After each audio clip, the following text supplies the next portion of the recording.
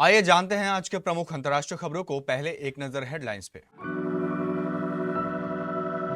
कल्याण बनर्जी का अल्टीमेटम, ममता मुझे चुने या अभिषेक को। टीएमसी को गले लगाया तो बंगाल कांग्रेस में बगावत तय।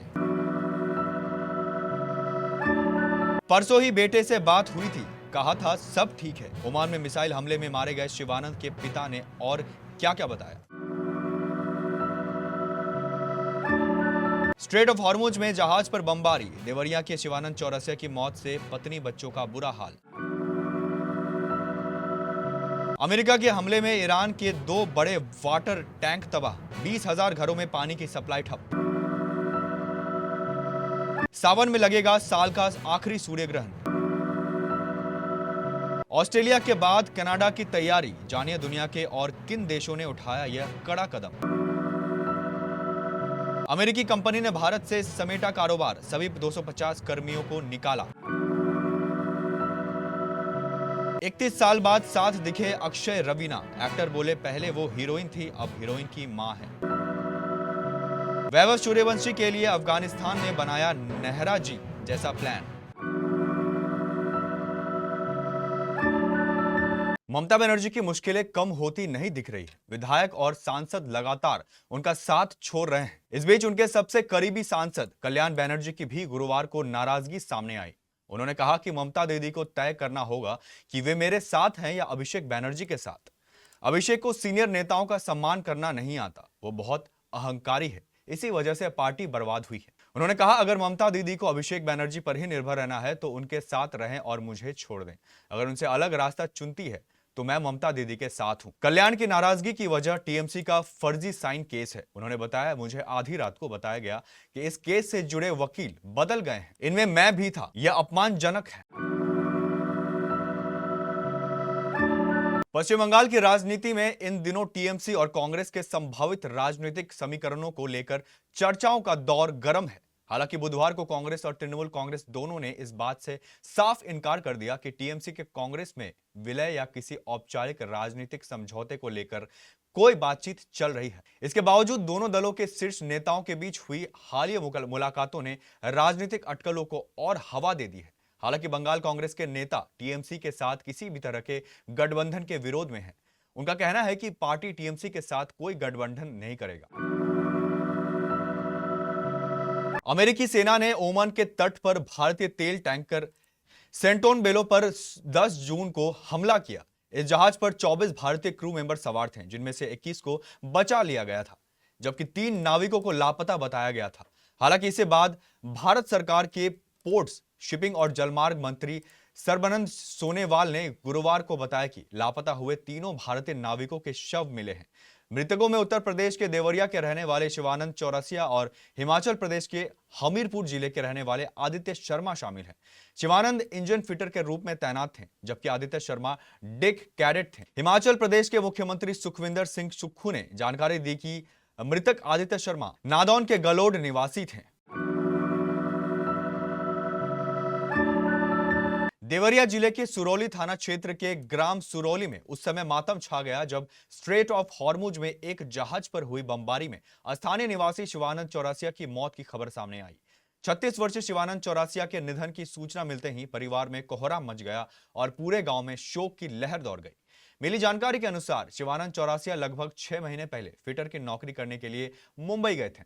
मुंबई में काम मिलने के बाद वह जहाज के जरिए सिंगापुर गए थे और वहां से उनका काम समुद्री जहाजों पर जारी था। परिजनों के अनुसार वह हाल ही में एक जहाज से वापस लौट रहे थे, तभी 2 दिन पूर्व स्ट्रेट ऑफ हॉर्मुज के पास जहाज पर बमबारी की घटना हुई, जिसमें उनकी मौत हो गई। शिवानंद चौरसिया देवरिया जिले के किसान रामजी चौरसिया के बड़े बेटे थे। परिवार में उनकी पत्नी सुशीला, एक बेटा और एक छोटी बेटी है। घटना की खबर जैसे ही परिवार को मिली, घर में मातम पसर गया। उस समय उनकी पत्नी अपने मायके में थी, जहां से सूचना मिलने के बाद वह तुरंत ससुराल पहुंची। परिवार के लोगों का रो रोकर बुरा हाल है।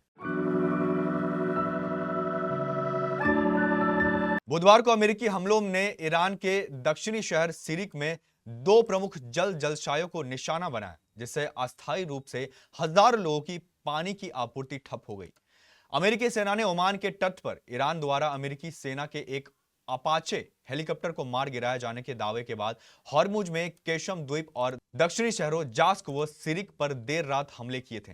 ईरान के सरकारी मीडिया ने सोशल मीडिया प्लेटफॉर्म एक्स पर एक वीडियो पोस्ट किया है जिसमें हॉर्मुज के सिरिक के बेमानी जिले में क्षतिग्रस्त पेयजल टैंक दिखाए गए हैं। दावा किया गया है कि ये दो जलशाय, एक 500 घने मीटर और दूसरा 2000 घन मीटर का टैंक क्षेत्र के लगभग 20,000 घरों को पानी की आपूर्ति करते थे। हालांकि हम इस फुटेज की पुष्टि नहीं कर सकते। सूर्य ग्रहण एक अत्यंत महत्वपूर्ण और रोमांचक खगोलीय घटना है। जब अंतरिक्ष में चक्कर लगाते लगाते चंद्रमा सूर्य और पृथ्वी के बीच में आ जाती है तो वह सूर्य की रोशनी को पृथ्वी तक पहुंचने से रोक देता है। इस स्थिति में चंद्रमा की परछाई पृथ्वी पर पड़ती है और दिन में ही अंधेरा छा जाता है। इसी घटना को सूर्य ग्रहण कहते हैं। साल का दूसरा व आखिरी सूर्य ग्रहण 12 अगस्त 2026 बुधवार के दिन लगेगा। संयोग की बात यह है कि यह सूर्य ग्रहण सावन के महीने में पड़ेगा। यह सूर्य ग्रहण कर्क राशि में लगेगा। खगोलीय दृष्टि से यह एक वलयाकार सूर्य ग्रहण होगा जिसे आसमान में रिंग ऑफ फायर के रूप में देखा जा सकेगा। हालांकि यह भारत में दृश्यमान नहीं होगा, जिसकी वजह से इसकी सूतक काल भी मान्य नहीं होंगी। कनाडा की सरकार ने बच्चों की सुरक्षा के लिए एक बड़ा कदम उठाया है। बच्चों को ऑनलाइन उत्पीड़न, लत और मानसिक स्वास्थ्य संबंधित खतरों से बचाने के लिए सरकार एक नया कानून ला रही है। कनाडाई सरकार ने एक नया डिजिटल सुरक्षा विधेयक पेश किया है। इस विधेयक का नाम सुरक्षित सोशल मीडिया अधिनियम यानी कि सेफ सोशल मीडिया एक्ट है। इसके तहत 16 साल के कम के बच्चों के सोशल मीडिया उपयोग पर प्रतिबंध लगेगा।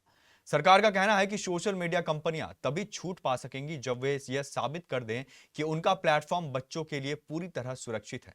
इस नए बिल के तहत कनाडा में 16 साल से कम उम्र के बच्चों और किशोरी के लिए सोशल मीडिया प्लेटफॉर्म को पूरी तरह से बैन कर दिया जाएगा। सरकार का मानना है कि सोशल मीडिया का बच्चों के मानसिक स्वास्थ्य पर बहुत बुरा असर पड़ रहा है, जिसे रोकना अब बेहद जरूरी है। हालांकि जो टेक कंपनियां बच्चों की सेफ्टी के नियमों का कड़ाई से पालन करेंगी, उन्हें इस बैन से कुछ छूट मिल सकती है।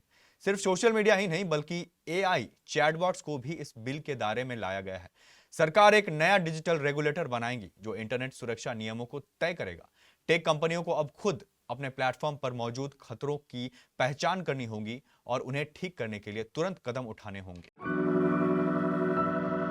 एआई अब कंपनियों के बीच तेजी से अप्लाई हो रहा है, जिसका नतीजा यह है कि कंपनियां एआई का यूज बढ़ाते ही कर्मचारियों की संख्या में कटौती कर रही है। इसी के मद्देनजर एक अमेरिकी कंपनी ने भारत से अपना कारोबार बंद करने का फैसला किया है।